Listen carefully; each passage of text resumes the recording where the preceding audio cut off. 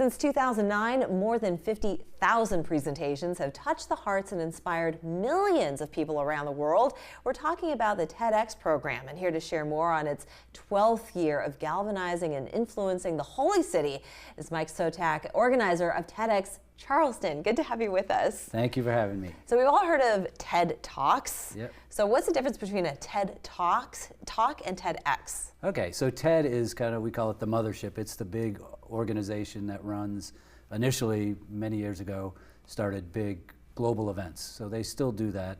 They hold events 2 or 3 times a year in big cities and get big name speakers. And TED is an acronym. Yes, Technology, Entertainment, and Design is what it originally stood for, and still does, but they've diversified the scope of what they talk about. Sure. But so Big TED has a few events a year. They've become really a media company in a lot of respects, and they do other programmatic things around the world.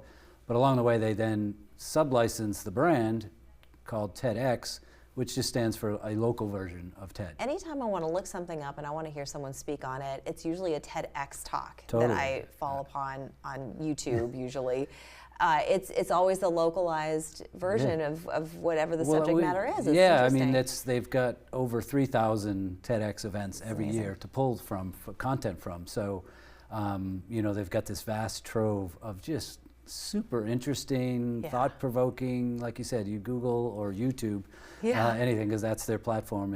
And all of our speakers and performers get professionally videotaped as they're doing the live event. But our philosophy is it's meant to be about local people, not necessarily local specific issues, although many of the issues and topics obviously resonate with people in the Low Country, but through the lens of someone from a Charleston community, these are global issues like the environment, like social media, like AI. The ecology here in the Low Country, for one thing, absolutely is tied to the environment. Well, tell us about who some of the people are on the menu for this year. Again, most of them are not well recognized names, and that's kind of the other cool thing. This is a community platform at the end of the day. It's all people from the local Low Country who have something interesting, thought-provoking, inspiring to talk about. So we can talk about how they get selected, but you know, they're drawn from all walks of life. They're not necessarily professional speakers. We do have some. We have a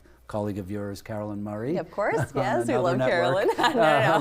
And we've had Aaron Kinzel, another media personality who spoke last year on something completely unrelated to being a media personality, as Carolyn is as well. Indeed. But we also have just people from all walks of life, so whether they're in social services types of jobs, research. We draw a lot from the medical community and a lot from the tech community. So we have talks from people who've overcome personal challenges, physical challenges, mental health issues, those types of things. We, you know, kind of specifically curate a diverse set of topics and speakers. It's a banquet, a buffet of so many things to learn from, so many interesting topics that you can come away with and be inspired by people who are experts in their field in one way or the other.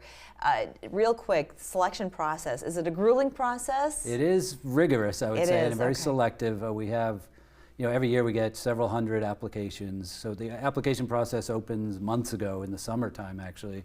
And we use the fall to go through the selection process, which involves multiple interviews with people we winnow down to a final selection field, all to get to 13 speakers. So, and we do it with an eye toward, obviously the topic has to be a good one, and the people have to be presentable or shown that they can present it in our format, which is a brief 10 to 12 minute talk, which people struggle with that at the length of time, as we're struggling with the length of this interview. I know, which we're out of time, but I will give you a few extra seconds. I just want people to know how they can buy tickets, where they go, when it's happening. So the event's April 23rd. It's a Wednesday afternoon, starts at 12:30, Charleston Music Hall.